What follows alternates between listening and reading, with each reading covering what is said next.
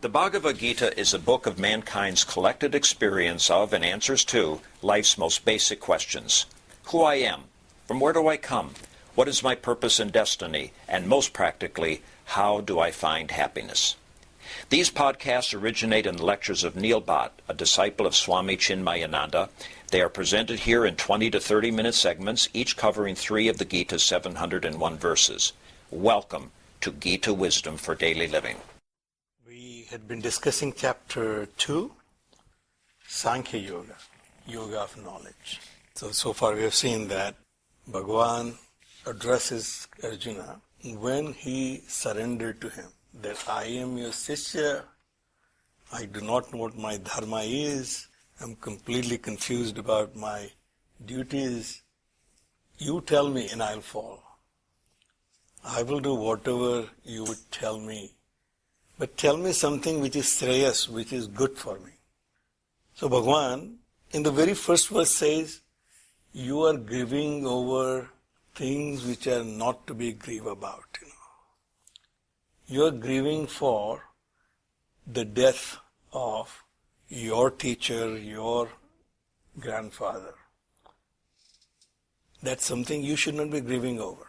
So which is something, a very shocking declaration to us, because always we grieve over death. Something which is expected, we don't grieve over. But something unexpected, we grieve over. Something which is expected, that a person is sick and he's going to die, well, that's something we accept it easily. But somebody who is healthy enough to kill him, obviously that Arjuna was not really prepared. And that is something he thought is a legitimate case for him not to fight this war. But Bhagavan said even that you shouldn't be grieving over, which comes as a real shock to us, that why Bhagavan says something like that, the loss of a dear one, or anything in life which we consider dear to us, loss of that will always be grieve over. But Bhagavan takes it from a very highest point in our Upanishadic philosophy. So he starts from the declaration in the Upanishadic philosophy is that everything in this world is temporary, and therefore change is something you should not be grieving over. Change is the nature of this world, and therefore you need to get used to of change. If you don't get used to of change, and want to see the things as they are, you will be disappointed.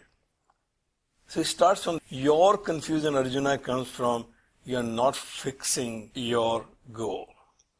The basic philosophy of how life works. Therefore, you are grieving over something you shouldn't be grieving over.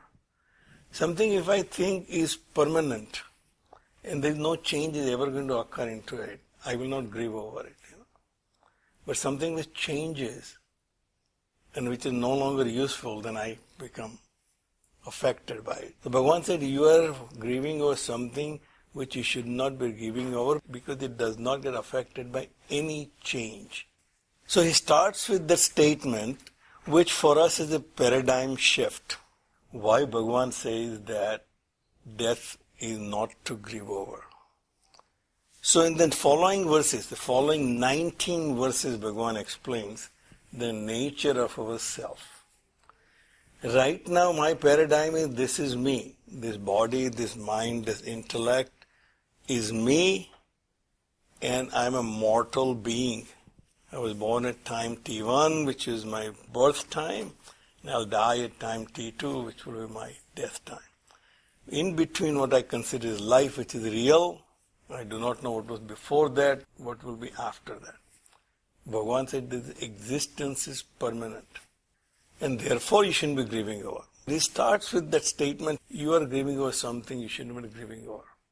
And you are doing that because you have misunderstood the nature of the people you have a relationship with. My relationship right now is dependent on my understanding who I am and what the world is. Something which is temporary, I will not have much relation. I say, if I have a balloon, I know it's not going to be permanent. I won't grieve over, but my child may. Child does not know that the balloon is very temporary. But I know that it's temporary, so I don't grieve over the child may. Bhagavan says, Arjuna, you are at that level where you are not understanding the temporariness of these people. So next 19 verses explain. There was never a time when either I or you or these kings were not there. So right now, it is my understanding that I am here now, but I was not there before my birth. Neither Krishna was there before his birth, and the kings were not there before their births. And they will not, they get killed or they die. Therefore, Arjuna is grieving over it. But Bhagavan said, that is not the case. So that's a paradigm shift. So that is something redefining who these people are, who I am, who you are. This death is only for the body. So Bhagavan said, these people were always existing, you were always existing, I was always existing.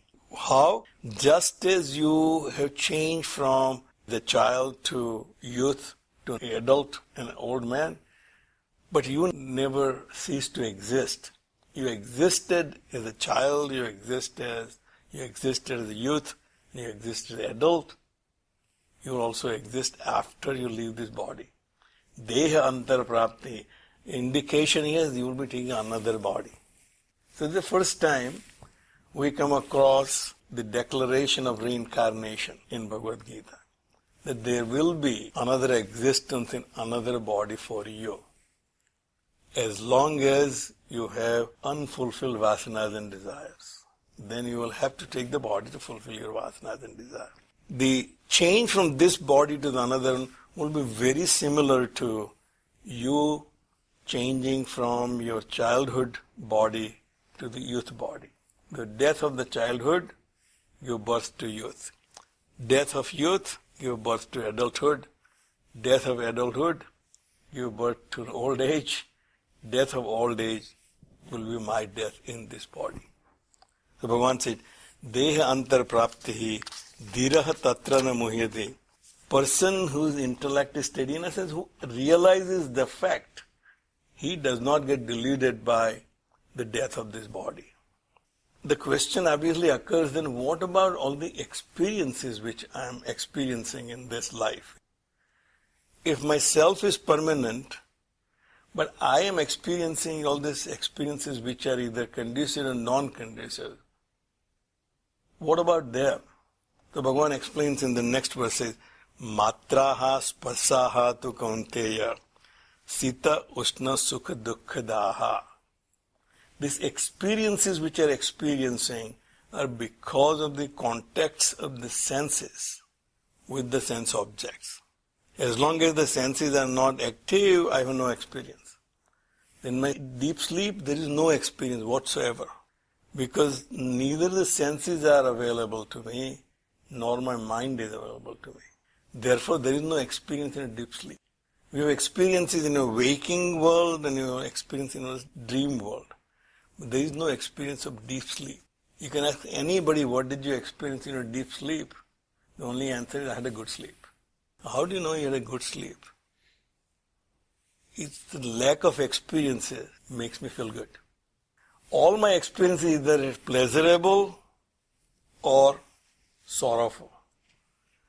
Lack of experiences is the real bliss. Therefore, deep sleep is bliss. Dream is painful, sometimes it is pleasant, but it's never blissful. It's only deep sleep because there is lack of experience. Lack of experience because the instrument of experience is not there. Neither my body I'm aware of, nor I'm aware of my mind, nor I'm aware of my senses. So Bhagavan says, Matraha sparsaha tu kaunteya sita ushna sukha dukkha. This contact with the objects by your senses create the experiences of heat and cold at the body level and sukha and dukkha at the mind level. Our experiences are physical or mental. Physically, I may be very comfortable, but I'm upset in my mind. The comfort doesn't mean anything. So therefore, my experiences are either physically pleasant or unpleasant, or mentally pleasant or unpleasant. but they are only when senses are in contact with the sense objects. Agama apayinah anityaha. Nature of these experiences is agama, it is beginning, apayinah, it is end. There is no experience that you can come across in your life which will be permanent. Every pleasant experience also has a beginning and end. Every unpleasant experience also has a beginning and an end. And therefore Bhagavan says, anityaha, they are impermanent. There is no permanent joy, there is no permanent job, even though we always say, is it a temporary job, permanent job? What does that really mean? There is no permanent home. In India, we used to have temporary address and permanent address. They don't ask anymore here. But when I filled out forms in India, they used to have temporary address, your present address, temporary, what is permanent address? I used to give my home address where I grew up all the time. 9/16/15 Naniyangpol, Kalapit, Surat was my permanent address. Last time when I went to India to look at the 9/16/15 Naniyangpol, it was not there. There's a parking lot.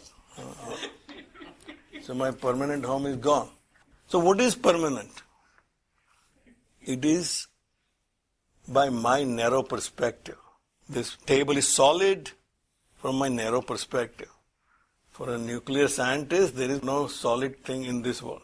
So Bhagavan said, these experiences which you are experiencing are related to the senses only.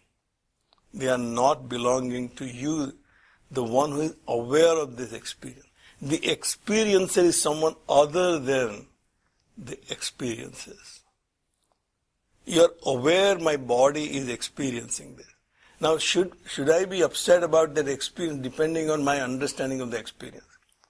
If you pinch me with a needle, I'll be very upset. Same thing the lab technician does every 4 months. And depending on the experience of lab technician, I know whether it's going to be pleasant or unpleasant. Injection, I don't even worry about injections anymore because injections is painless. Flu injection. Drawing blood, I'm always worried about because they can find my vein easily.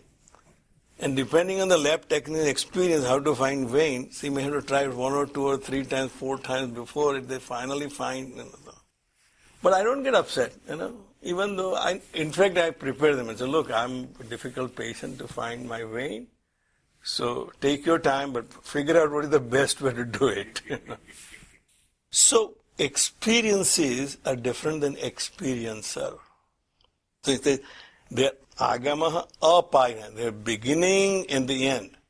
Because every time I go to draw my blood every 4 months, I know it will end. And after second or third trial, they will find somehow, draw blood and I'll be okay for next 4 months. I'll come back again, the same story all over again. Anityaha, the impermanent. So what am I supposed to do? There's only one thing you can do. Tam titikshashva bharata. Bear them patiently and bravely.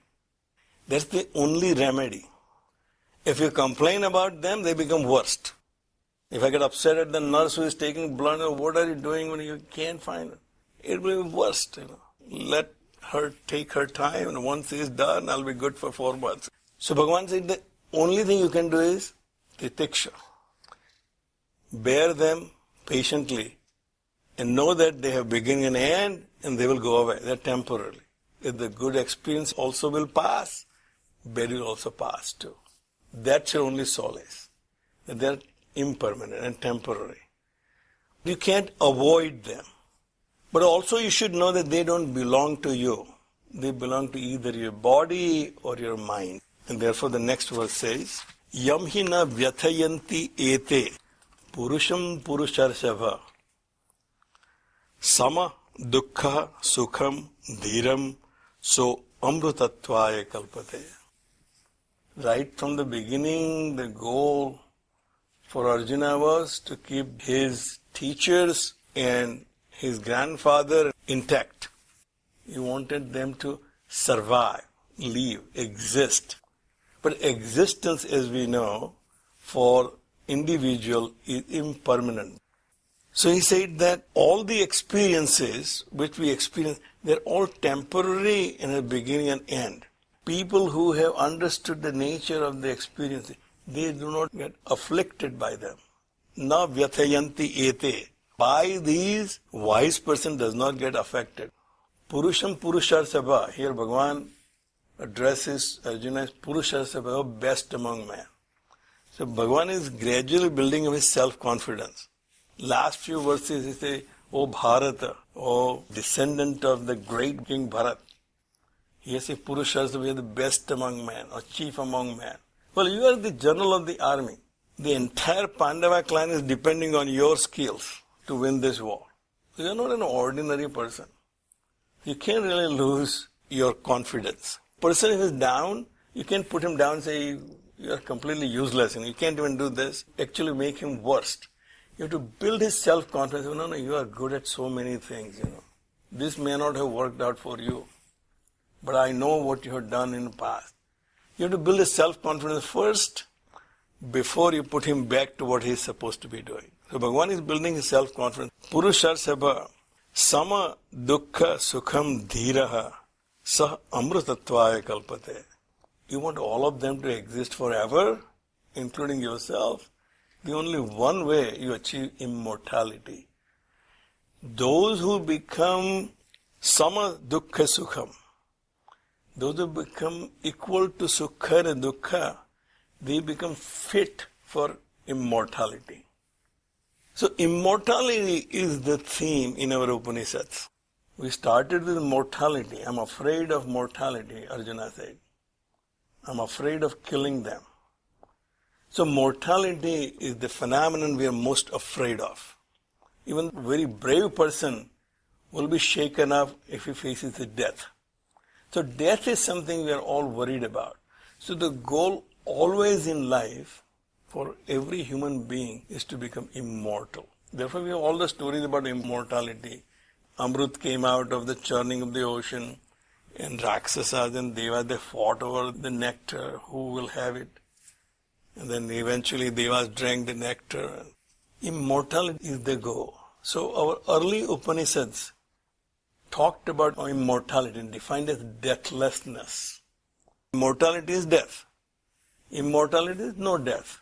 I want to exist forever. I want to be immortal. But my misunderstanding is, and the Puranic story says that he lived for thousands and thousands of years.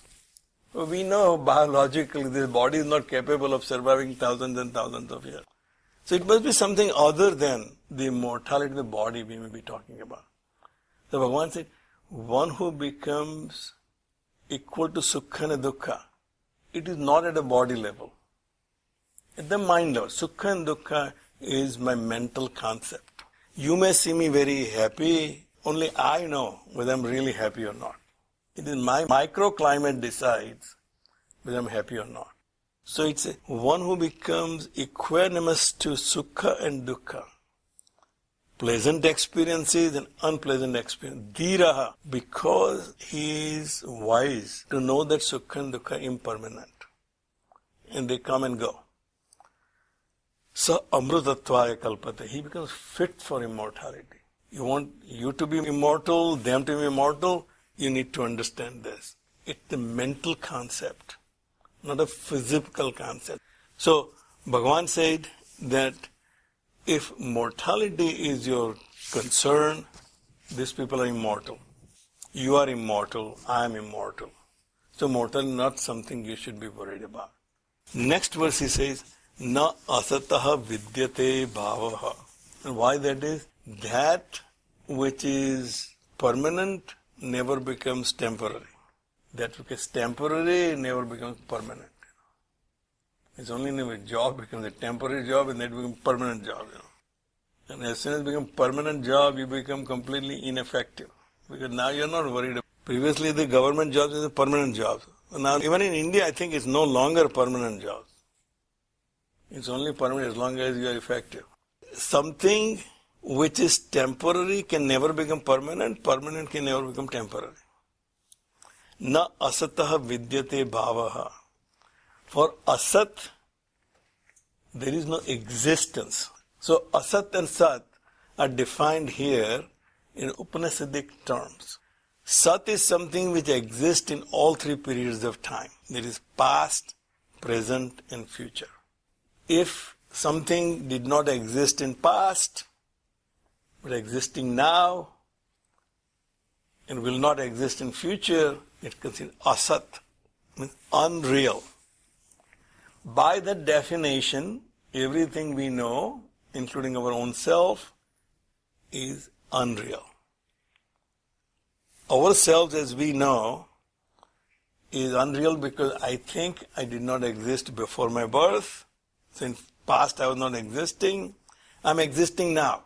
I know I exist, but I will not exist after my death. By this definition, I'm unreal. And Bhagavan said, Na asatah vidyate bhava. Asat does not have any existence. Na bhavaha vidyate sata. Sat never ceased to exist. Sat is the truth which is permanent, exists in all three periods of time. What is real and unreal? You apply this test. If it existed in the past, is existing now, and will exist in future, is real. If it did not exist in past, but is existing now, and will not exist in future, it's unreal. It's like a hologram or a movie. I know before I entered the cinema theater, the movie was not there. During the time of 3 hours, the movie is there. When I leave, the movie will not be there. It's unreal. We all know it's unreal. Still, when we identify with it, it becomes very real to us. But Bhagavan said, know that two can never interchange with each other. Unreal can never become real, real can never become unreal. Ubayoho upi drustaha antaha tu anayoho tattvadarshibhehi. One who knows the truth, he knows the truth about both. What is real and what is unreal. So in the previous verse we have seen that it says, the person who becomes equal to sukha and dukkha, he becomes capable of becoming immortal. Sukha and dukkha right now are at my physical level and my mental level. As long as I identify this physical being as real, then I'll be affected by the sukha and dukkha, or heat and cold, physical conditions. When I identify with my mind, then I'll be happy or unhappy. Both I shouldn't be identifying with. Swamiji uses the example in one of his lectures that if you have a dog, the dog is sitting next to you, and that dog is scratching its ear. Should you start scratching your own ear? No, because he is having itch. I'm not having itch. He is itching. That's why he's scratching its ear. But I'm not a dog and I'm not having itch. I shouldn't be scratching my itch. But I'm aware the dog is scratching. Same way, if I can see my mind as something other than me, when my mind is unhappy or happy, I'll be a witness to it. I'm sorry that you are feeling unhappy. But there's nothing much I can do, but you have to suffer through it. Same thing with the body. When the body is not doing well, or body is uncomfortable or comfortable, I'm not identifying with it, but very aware that my body is not comfortable right now. Now, if I can make it comfortable, that doesn't mean that I should not make it comfortable. I should not just bear unnecessarily. Somebody asked Swamiji, that Swamiji, every time you come, there are all these devotees, and you always go in the best car, Lexus or Mercedes or BMW or so. There are other people with Hondas and Toyotas, and Swamiji says, I'm not stupid. That if the most reliable car is available, then I'll take the unreliable car. If there's only one car is available, I'll take that car no matter what condition it is in. But when I have means which is reliable, there is no reason for me to take unreliable means. So it does not mean that I should not be enjoying the good experiences. I just should not identify with them. I should understand it has a beginning and end, and they are temporary. Now Bhagavan said, therefore, dhiraha tatra na muhyati. because he is not identifying with the mortal elements, the mortal equipment. I change my car every few years because I know it's not me. As long as it's useful, I'll keep it. If it's not useful, I'll change it. Ubayo pi drastaha tu antaha anayo tattvadarshibhi. The reality of the both, the real and unreal, one who has realized the essence of the existence, he knows the reality of the both. He is not confused by either. We'll stop right here. Om Sarve Bhavantu Sukhina Sarve Santu Niramayaha Sarve Bhadrani Pashyantu Ma Kaschid Dukkha Bhag Bhave. Om Shanti Shanti Shanti. Harihi Om. Shri Gurubhyo Namaha. Harihi Om.